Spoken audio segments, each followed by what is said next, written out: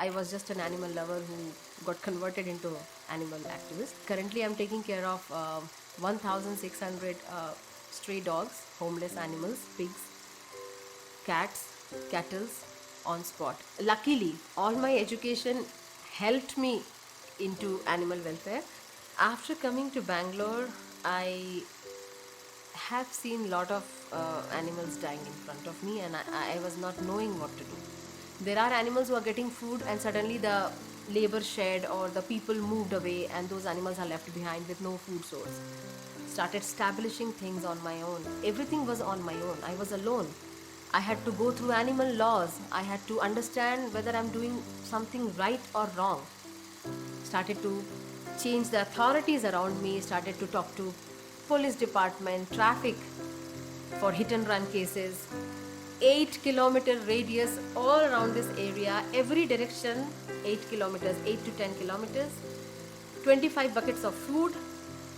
Again, on spot treatment also goes on while we are on feeding rounds. Thanks to God and thanks to these animals who keep me motivated.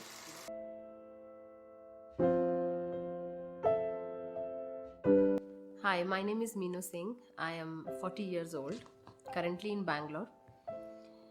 I am currently, you can call me as a animal rights activist. I was just an animal lover who got converted into animal activist.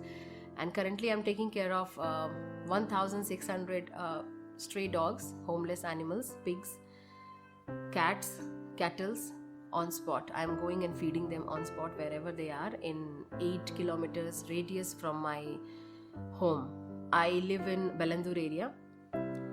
I am also rescuing animals who meet with an accident, doing a lot of on-spot treatment.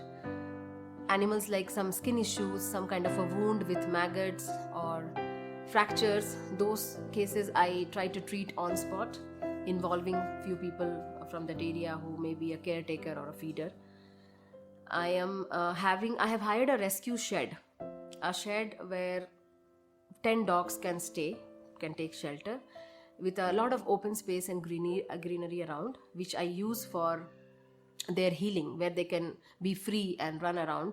So all these animals are sick, injured, and having major fractures or having some kind of a major disease where they need everyday drips or they need a lot of rehabilitation care. We cook around 4 vessels of food, which is huge. Each vessel is 200 liters capacity for feeding all these animals around. A lot of medication is happening, on-spot medication. When I go on feeding rounds, when I meet all these 1,600 animals, everyone is not healthy and fine. Most of the animals are sometimes found sick, sometimes injured, sometimes with some kind of a disease, skin problem, itching. So all those things are taken care on spot. We carry medicines along when we go for feeding and treat them on spot. Each animal on spot treatment takes around 15 to 20 days to heal. So feeding happens at night. Again, we go in the morning rounds only to give them medicines and little more food. We try to rescue puppies, try to neuter the mother, all the female dogs sterilized, male dogs sterilized, neuter, vaccinate. I go and vaccinate them on spot so that they are free with the disease and can live a healthy life. I have paralyzed cases which are very, very critical cases which are there in my shed, which needs a lot of physiotherapy, rehabilitation, treatment, support walking, a lot of other things. There are dogs who needs regular treatment and regular dressing change, a lot of bandaging and dressing every day. These things are taken care in the rescue shed. Lot of online consultations where people are calling and trying to learn how to save an animal in distress. Lot of coordination where I connect the reporter to the right NGO or guide them to the right doctor which is nearby to save the life in emergency. All these things are happening currently in Bangalore. After, I could say, 20 years, I'm able to reach here and establish all these things on my own. I started with a normal animal lover who are just curious and who are just willing to save lives around me. Luckily, all my education helped me into animal welfare. So I have done my schoolings from Jamshedpur, Tata Nagar, a small town in Jharkhand. It was a normal schooling. After that, I did my 12th again from Jamshedpur. From there, I moved to Visakhapatnam in Andhra Pradesh. There, I have pursued my bachelor's degree in life sciences. Again, this life sciences gave me a lot of insights of disease and disease control and how the disease spreads and how to treat it. After that, I moved to Pune city to pursue my master's degree, and it was in the subject of environmental science, which gave me a lot of knowledge about the nature and environment as such around me, sustainability, natural resource management, and the general flora and fauna around us, and how to coexist with them, how to manage them, how to work on man-animal conflict. After my bachelor degree and my master's degree, the first work which I have done was as a research assistant along with my director of the institute. He was writing a book on the environmental status of India timeline starting from decades back, and I was helping him as a research assistant. After that, I got a job in Uttar Pradesh, Lucknow city, where I was working with community coordinator kind of a job, where we spoke to villagers living around the forest areas related to the importance of wildlife and why we need to save our natural resource and why we need to save our wildlife. That was my second job. Third job, after coming to Bangalore, I started working as a fitness instructor. In the school time and college time, I was always a sports person, so that helped me to understand and get into this fitness thing. So I worked as a fitness instructor as well. Parallelly, I was rescuing animals. Parallelly, I was taking care of street animals. After that, I have worked with one of the NGO who work with underprivileged children education. It was a long tenure. I worked there for 3 to 4 years.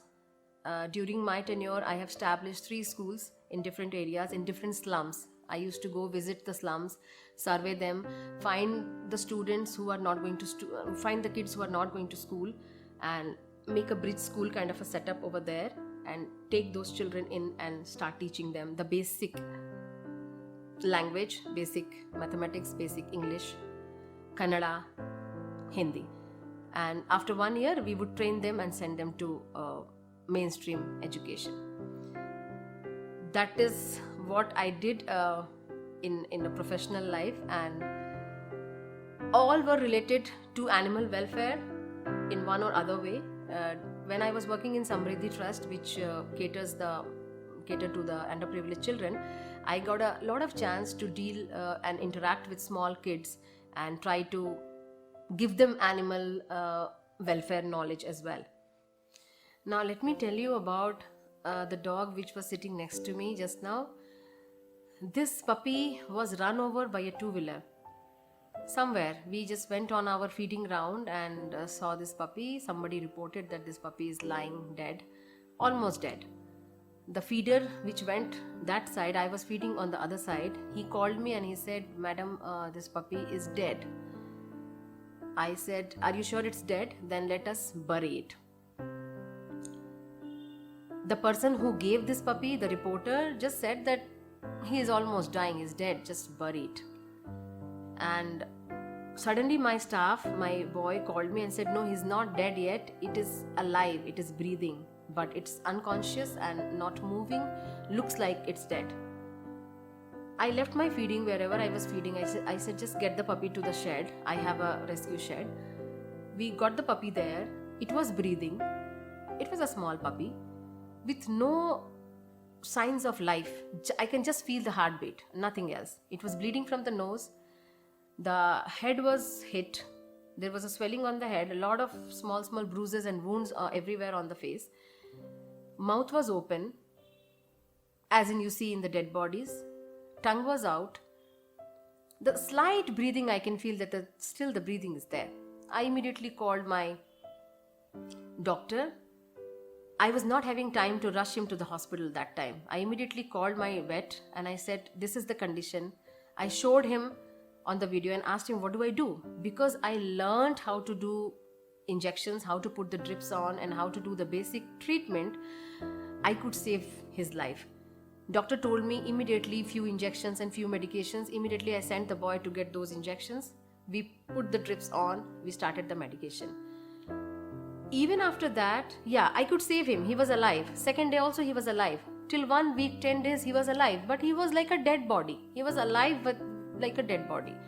He was just lying on one place, peeing, passing urine, lying on the same urine, no sound. After 10 days he started to make some sound. The situation was very bad. All the veterinary doctors, whoever saw him, said he won't be able to make out. I mean, you cannot save him. I don't know why I kept trying.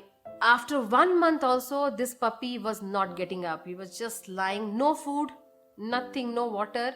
I used to feed some little water through the syringe in the mouth, and whatever food he was getting was through the IV, intravenously, the supporting drips and all. After 1 week, after 1 month, even I started to lose hope that I don't know whether he will get back to life ever. It was in a patient in the coma. But because he started to cry, started to make some noise, I kept on doing that. Finally, I felt I'm not able to handle him in the shed because shed already had many paralyzed dogs. I shifted him to my house because I could be here in front of him, or somebody from the family could be here in front of him all the time. And he needed a very, very neat and clean environment. Because of the lying down on the same place on his pee and poop, he started to get bed sores everywhere, big wounds everywhere. I had to topple him, shift him here and there. Every 1 hour I had to check whether he passed urine. It was very bad. And I had to press his belly to let the urine come out. It was really horrible. So I planned to shift him to my house, kept him next to me, continued the same treatment over and over again.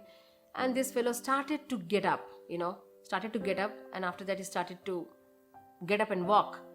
He would walk like a drunken man. He would go bang himself, falls down. His legs will not have any balance or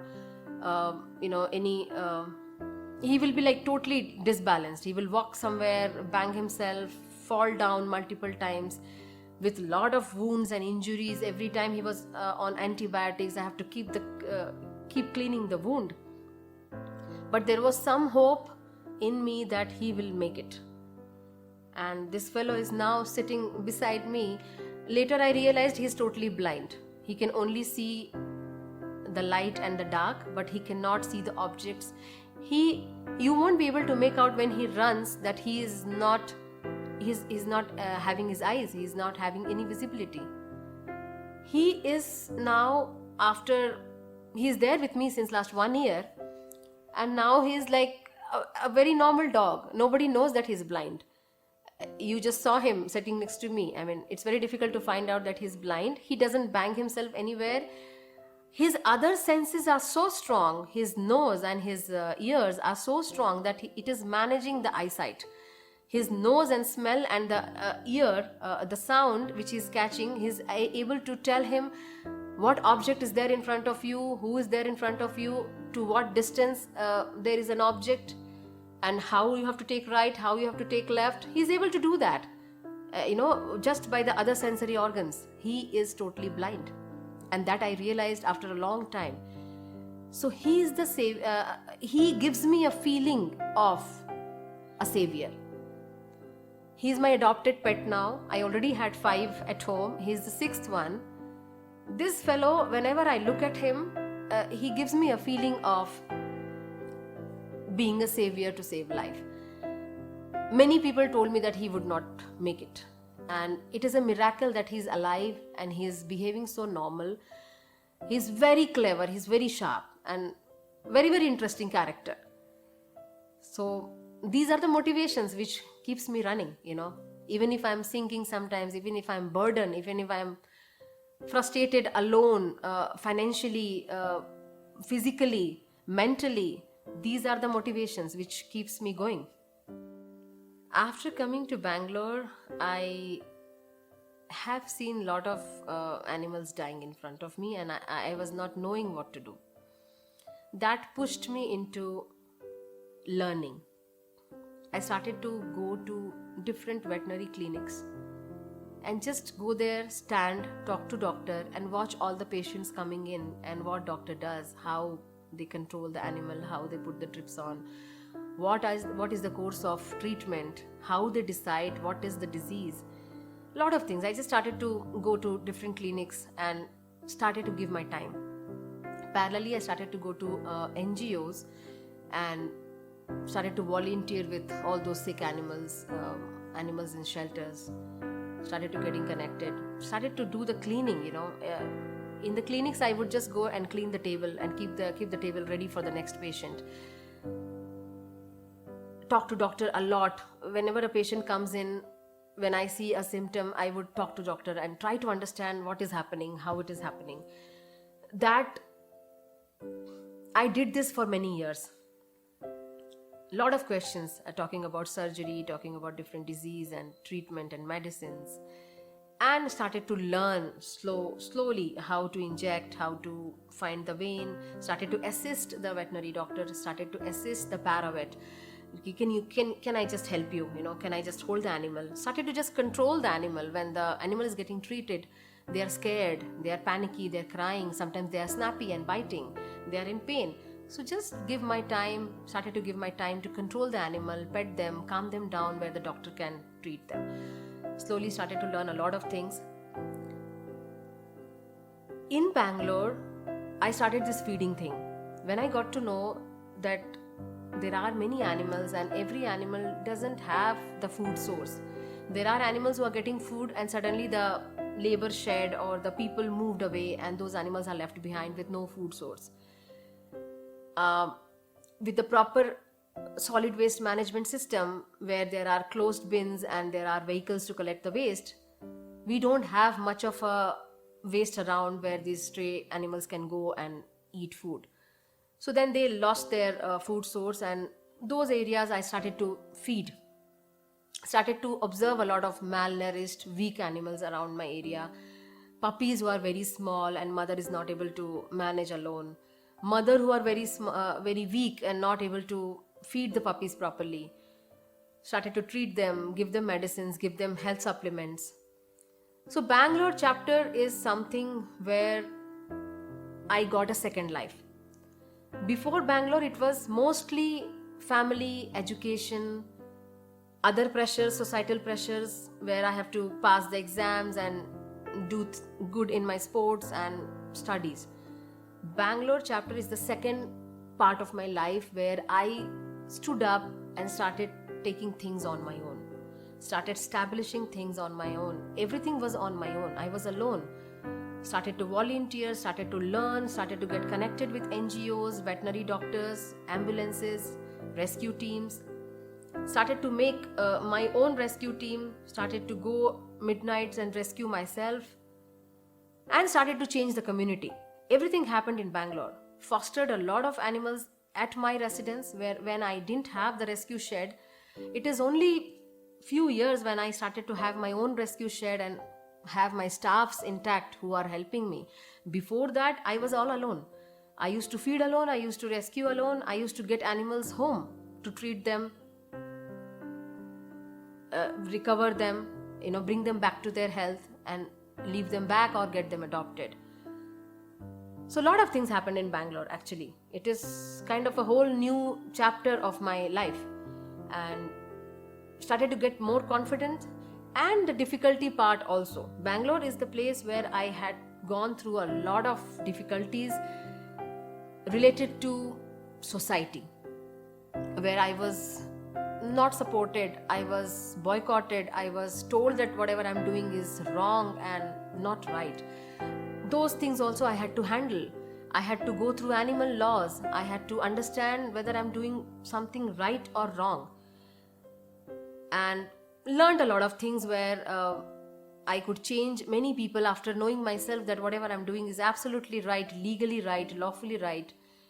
Started to change the authorities around me, started to talk to police department, traffic for hit and run cases, understanding a lot of things, I mean, I could say this 20 years is a second life for me. So my morning starts quite late, which is not good for me, but still I'm trying to get up early but not able to, because my nights are very late. So the moment I get up in the morning, the first thing would be to clean the house, because I have a daughter, I have a husband, and I have 6 dogs at home, and some guest patients also. Sometimes squirrels, sometimes birds, sometimes a monkey, all sorts of things. So managing all of them, mornings when I get up, we sleep quite late at night because of the night feeding. Morning when I get up, the first thing I have to get into the cleaning of my house. In spite of the maid or helper, there are n number of other things which I need to clean, which is related to my rescued animals. Second thing, I have to rush them out of the house because they are waiting to go out for their walk and exercise and activity. I don't get time to cook my breakfast and eat. I have to first take them out, all of them, for a walk. They release themselves, then I have to clean the whole area wherever I have taken them. They come back, I have to feed them first. They get food. Cleaning is done, their food is done. Then I have to give them medicines. If they are on medication, I have to give them medicines. Immediately after finishing this, if I get little time to brush my teeth or eat some breakfast, I do. Otherwise, sometimes I get a call from my rescue shed and my cooking area. Again, morning activities start over there because we have critical cases over there. So I have to rush from my home to the rescue shed, sometimes without water, without brushing my teeth, without the food. I rush there. All the critical cases also need walking, fresh air, bandaging, food, medicines. Some dogs need drips, injections. So that is what is taken care over there. Then training the staff. The boys who are new, I train them. They learn along with me. We do everything together. Cleaning the area because we have to control the infection. So we have to keep the area super clean. Cleaning, washing the clothes which we have given it to the dogs to sleep on. Washing the clothes, washing the utensils, vessels, cooking the food for them, the shed dog. Then from there we rush to the cooking area. The cooking area is just little away. There we have this big 200 liter capacity vessels. 4 vessels. We lit the firewood. We prepare the raw material, rice, vegetables, chicken, turmeric, soya chunks. Everything is going into the vessels. We prepare the 4 vessels and start the cooking. While the fire is lit, the cooking is happening. At the same time, we clean the whole area, the cooking area, because the cooking area itself is a shelter for 20 to 30 dogs. It is an open shed where all these dogs take shelter in this chilly, rainy nights. So we have to clean that area. Then there are dogs on medication near cooking area. Someone is coughing, someone is having some kind of a wound, some skin allergy. So we start giving them on-spot medication. After finishing all these things, before it is lunch time, we have to rush out to fill the water bowls. I need 50 water bowls. We currently have 25 water bowls placed around all these areas. So we rush on 2-wheeler, carrying the can filled with water, go around with a brush in hand, go sit, clean all the pots, fill the water. That takes around 2 hours. In the same water round, we also do on-spot medication. There are dogs who are on-spot treatment for 15 days, 20 days, 30 days. So we every day meet them, give them food, give them medicines, do the dressing, do the cleaning and come back. So this 2 to 3 hours in the afternoon goes into on-spot treatment and filling up the pots outside. In between all these things, when I start to feel giddy and unconscious, then I remember that I have to eat something. On the way, we find some food, eat it, come back home. Now, my foster cases, rescued cases at home, they are ready to go for the second round of walking. First round happened in the morning. In between, I went to the shed. I only come back at 3 o'clock from anywhere in the world because I have to walk them again.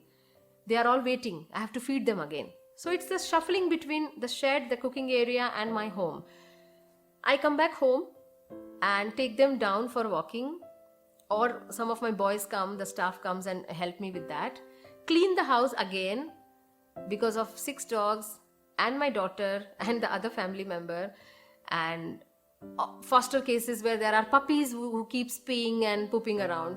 So clean the area again, the house again, take them down again for walking, feed them. If they're on medication, give them medicines. Then they take rest. Then I have 1 or 2 hours of little gap where I can just take some rest or do some work online.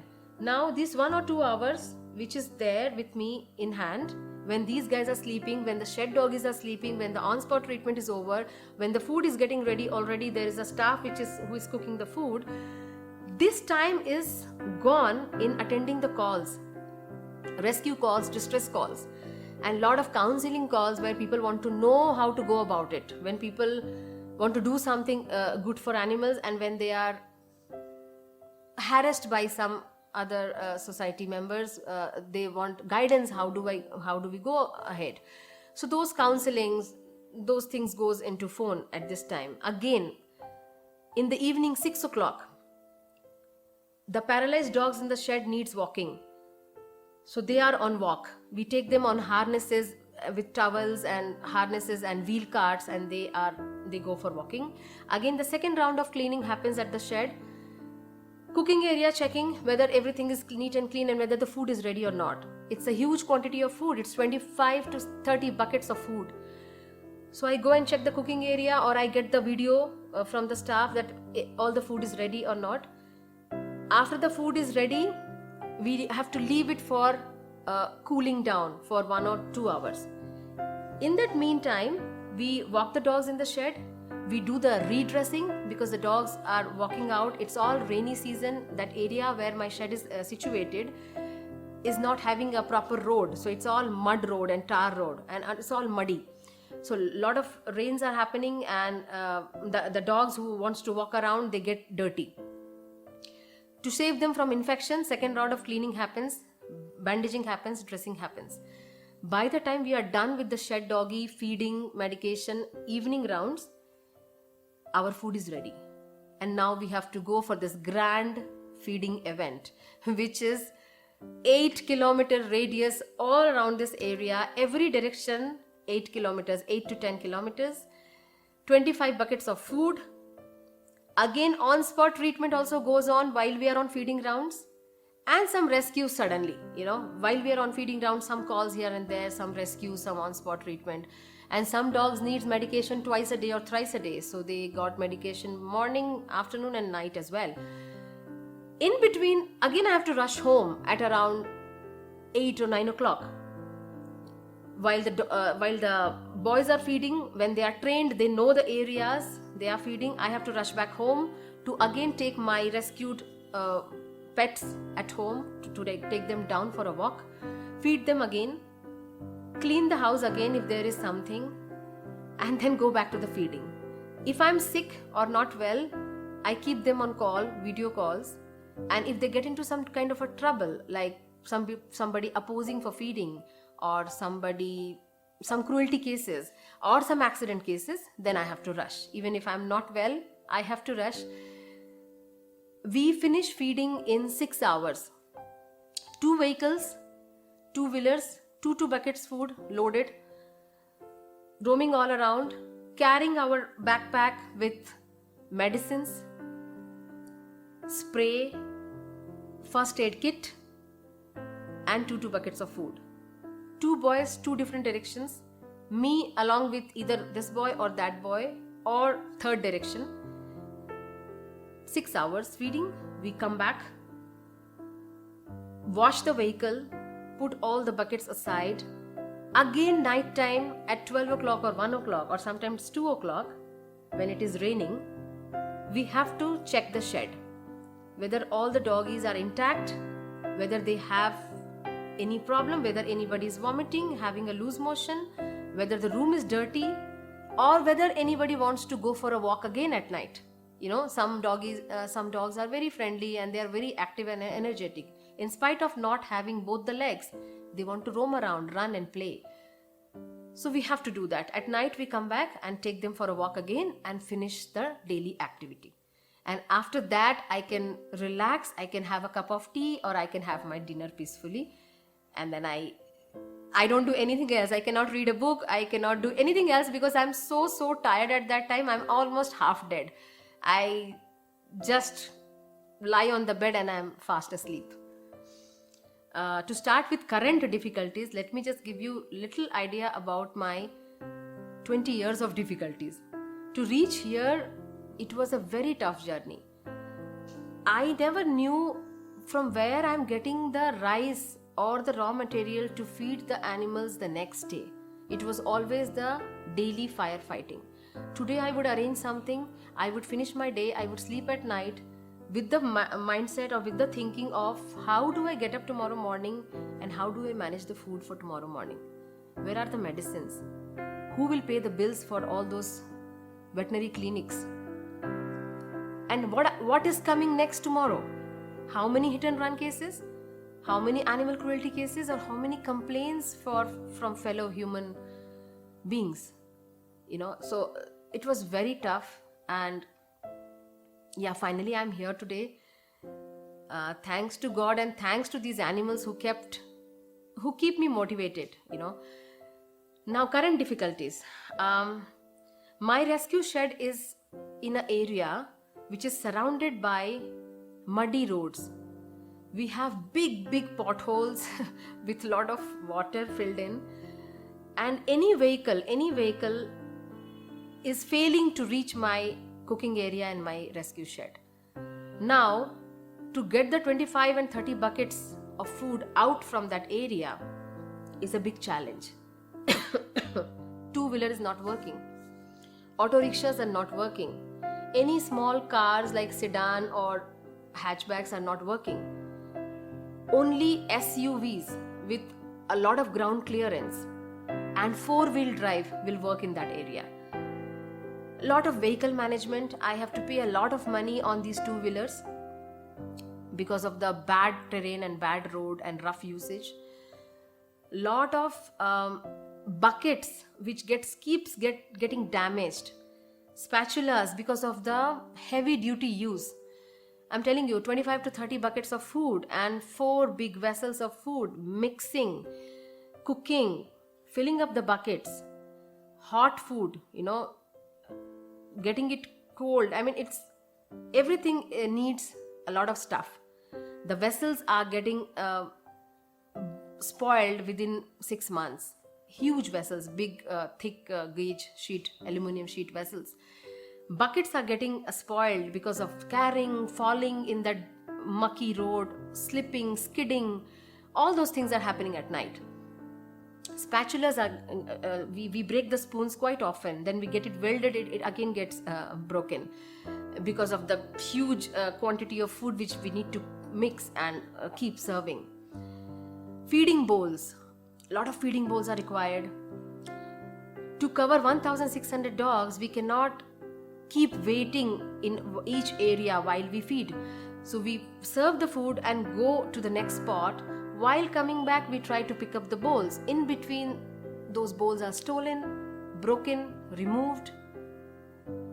And because of the heavy usage also, the bowls are getting broken quite easily. We need a lot of water cans, Syntex, 2000 liter water tanks to store water for cleaning the area, for cleaning the dogs, for cooking food, for washing the dirty clothes which we use for giving these sick animals, for washing the vessels. Water is a huge challenge. Paying all these things, and now it's a huge event, so I'm not able to do it all alone. Until it was 300 dogs, I did it alone. From then till 1600 dogs, I had to have staffs and helpers with me. Salary, it is a tough job. We don't take leaves, we don't take vacations, because this job is not predictable. We don't know when we are getting a call from someone for a hit and run case, or when we are getting a call for animal cruelty case or animal in distress. So we cannot take leave. There is no leave. Sometimes at midnight I get calls, and either I have to go, or I have to send my boys, or I have to coordinate with some other friends from that area and get it done. So because there are not much of a leave and no vacations, the staffs are demanding a very high salary. So I have to pay them salary.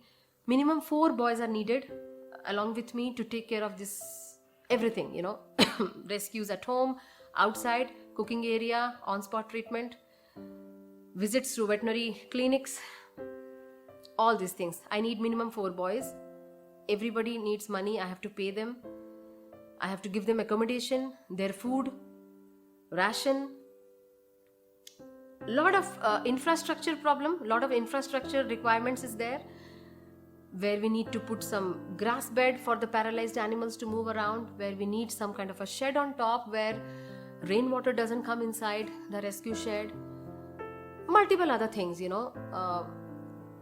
some temporary arrangements, tarpaulin sheets, just to save our firewood from getting drenched from the rain. We need a lot of coverage.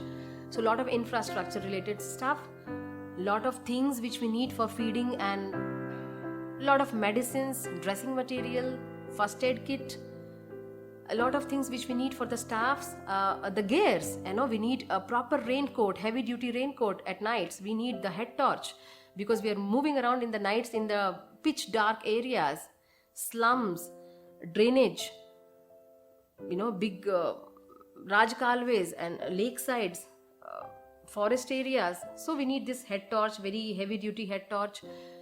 We need cameras, we need proper vehicles, we need gumboots, because it's all raining and it's all mucky and muddy.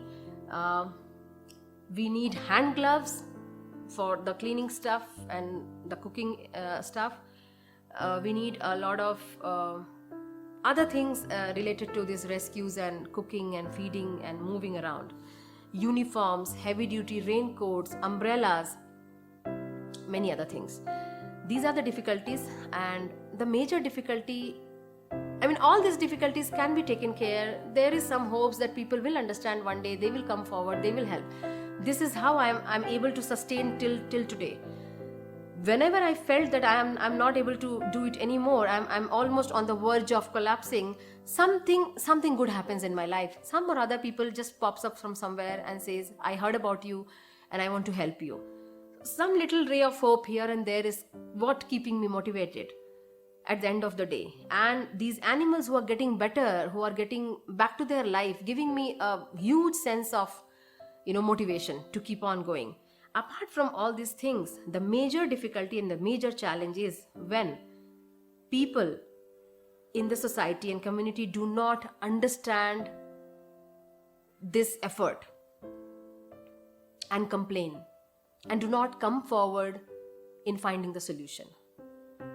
That is the major difficulty and challenge which I have, and I am literally trying to get into, along with all these things, my rescue, my feeding, all these things, I'm literally getting into now changing the community, counseling, talking, getting them along with me, volunteers to the shed, teaching the students how can they do and how it has to be done. I'm showing them, I'm calling them, inviting them in feeding grounds, inviting them for on-spot treatment, taking them along with me, showing them how the animal suffers and how they get cured. So these are the things I would say needs to be taken care, and I'm sure I'll be able to work on that. Long way to go, but things are happening. Let me tell all of you one simple thing, that I am a very normal human being with no superpower.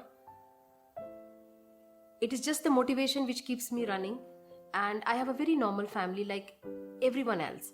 I have my father, mother, I have my daughter, I have my brother and sister, I have all normal cousins and very normal family. Now, I too have social gatherings where I'm invited. I too have weddings to attend. I too have get-togethers, festival celebrations. Everything is just normal. But since last 20 years, I really don't remember when did I celebrate the last festival. I could be a normal person only when the community changes, the society changes. People stop dumping things on the others. People stop complaining and start working towards a solution together. Less hit and run, less animal cruelty, less selfish people around, little more compassion where you share things with other creatures also, where you reduce complaint little bit about any other thing, about dogs around, about cats around, about pigeons around. You share your food. Little from everybody will let me live like a normal human being, how you guys are living. I can go meet my parents. I can spend time with my daughter who is just 6 years old. I can travel to my hometown, which is where I am born and brought up. Everything will happen only when I have less complaints, less hit and run, where people just watch and drive. People just slow down when they see an animal crossing or an animal sleeping in the middle of the road. Just open up a little bit. Come out of your own cocoon, your own family, your own relatives. Just be a little open and look around and try to understand others' pain also, others' suffering as well. If this little thing starts happening everywhere, things will start to change, and I'll be able to live like a normal human being. I'll be able to do my work more efficiently because I'll be mentally and physically not so drained. I'll be happy. I can pursue I want to sing, I want to dance like a normal human being, I want to paint like a normal human being, but I don't have time for all these things. I really want to sleep with a book in my hand. I want to read a book and go to sleep. I want to tell a story to my daughter while she sleeps. But I don't have time for all these things. So I request all of you who are living in the society to just change a bit so that people like us also can live their life normally. Now, there must be a question in everyone's mind that why someone can sacrifice on all these things, my higher studies, my good luxury life, my professional life, my get-togethers, my parties, my friends, my family time. Let me tell you, this is an addiction. Saving animals and nature around, also saving fellow human beings is an addiction. I mean, if you get to know how amazing this nature and these animals are, if you start observing them very closely, you can actually change your life for a lot of better things. A small example, when they are hit with a speeding vehicle, a small tiny animal of 20 kg weight getting hit with a lorry or a heavy car, breaking its spine or a major bone of the body, and able to drag itself immediately the moment they are hit, they are able to actually sometimes get up and run as well. and then settle down somewhere and then die. That instinct of getting up and running immediately and coming aside from the road is amazing. That instinct we humans don't have. And the pain bearing capacity. While working with all these animals, I have seen them broken into pieces. Their ankle is broken into pieces. Their main bone of the body, the leg, are broken into pieces, protruding outside. Maggots eating them up. And they are not crying. I have seen them crying only when the impact happens. The moment they are hit, they cry. And then they continue like this, unattended, unseen, not helped, for 3 to 4 days, lying in one area, alive with all that blood oozing out, all that pain. We humans cannot do that. We literally cannot do that. So this is something which we need to learn from them. And the pain management. I don't know how do they manage the pain of a spine fracture. They are eating, they are showing all the love and affection in spite of having their spine broken into 2 pieces. It is such a painful process. If it happens to us, we cannot move. We will be in coma. It is such a bad pain. All the nerves are damaged. And these animals are just amazing. Sometimes, and the healing power, sometimes they just heal themselves. They are left on the road with a broken leg. Nobody has attended them. I got to know quite late. And when I see them, like, the fracture is healed already. They are moving around, fetching for food from that garbage with that hanging, dangling leg. And it healed because they are not crying sitting with that broken leg. They are continuing their duty of their daily duty. They have to go fetch food for their young ones. The mother has to go find food there for their young ones. She has to give milk to the puppies. Same with the kittens and cats. Same with the birds. Birds with broken wings are somehow managing, hopping, trying to fly. I have seen this happening. It's a huge power which they have. And the healing process, the pain bearing capacity, the agility. I have a dog. If I want to run with the dog, I cannot even match the 10% of the dog's speed. The way they jump from the top and land on the floor, they are not scared that their bones are going to break. They land perfectly. The cats, how they land, how they jump, how they climb the trees. The dogs, when they are scared, they have to just go, run away. When we are actually trying to catch them for sterilization and vaccination, when the dog catchers are around, they jump the longest distance, which, it's just amazing when I see them jumping the longest drain. Small, tiny dog and jumping somewhere, it's like a long jump, All the athletes, all the sports persons should take lessons from them. Their agility we cannot match. Their instinct we cannot match.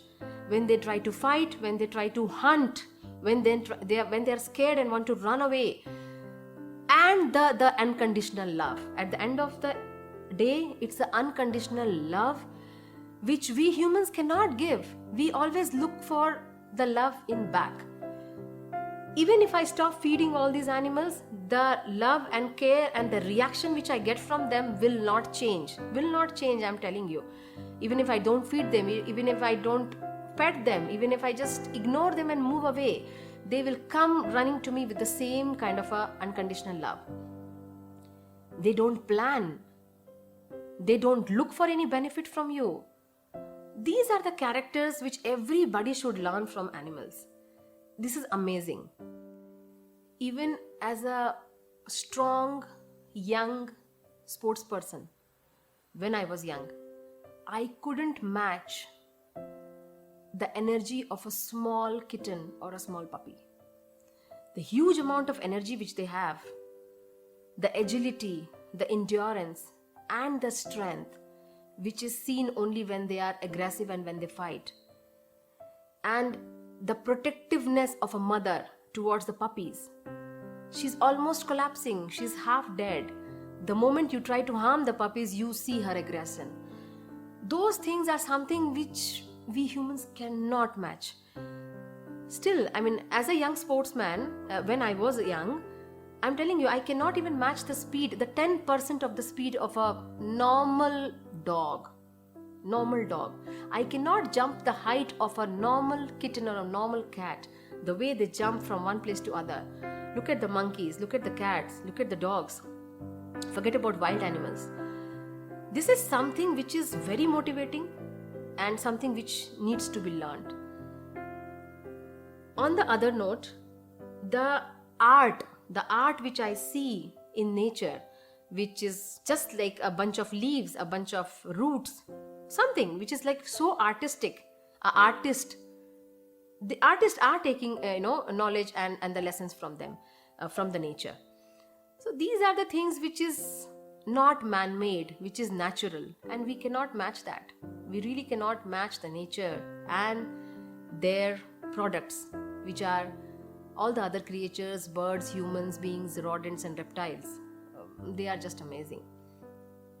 So many a times when I go down mentally, physically, I look up to them for motivation. I look up to all my rescued cases who are back to life, so normal, so healthy and so active, and try to go back and think how I found them. They were half dead, they were full dead, those cases, and how enthusiastic they are now in their life, and the normal life which they have of enjoying, working hard, in the sense, if they want to run, they don't see behind. If they want to go find some food, they do that. If they want to fight, they fight. If they want to sleep, they sleep. I mean, we are not able to sleep like how they sleep, they're so peacefully they sleep. Everything they do is perfect, and we cannot match that perfectionism. When I rescued kites, the eagles, when I see them how perfect they are, when I try to feed them throwing something in the air, and they come and dive and take that small piece of food and fly away.